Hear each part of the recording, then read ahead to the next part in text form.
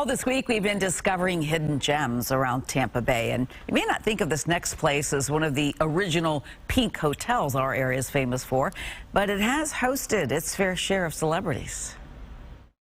So it was considered one of the Gulf Coast pink hotels, which was obviously the Vinoy, the Don Cesar, and believe it or not, little old Hacienda here in New Port Richey.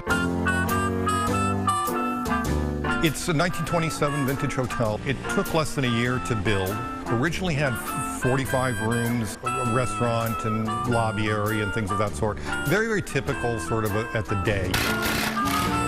By the time it's all said and done, we will probably have replaced, 75 to 85% of the entire internal structure. That means every board, every piece of everything. It will be themed in such a way that hopefully people will find it to be pretty authentic. When you walk in, by and large, this is what it would have felt like in 1927. A lot of people don't realize this, but at the time there was quite a cache of celebrities that were beginning to call New Port Richey their home. A few started, and then they told their friends, and before you know it, more and more people were coming to this area.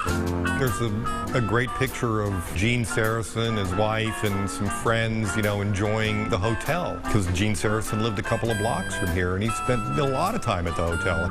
Silent movie stars, Thomas Meehan and the Gloria Swansons and Ed Wynn, who dedicated the opening of the hotel.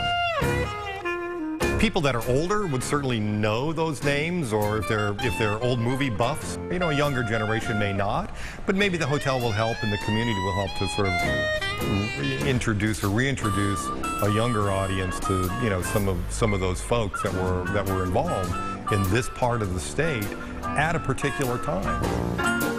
Certainly in its day, it served the community quite well.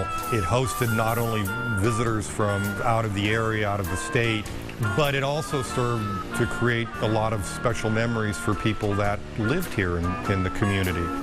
So I think old hotels in smaller communities in particular played and will continue to play a big role.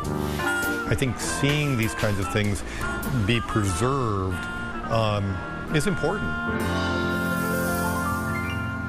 And Jim says the Hacienda is on pace to open in early 2022. They're not accepting reservations yet, but the website's up. You can check them out at haciendahotelnpr.com.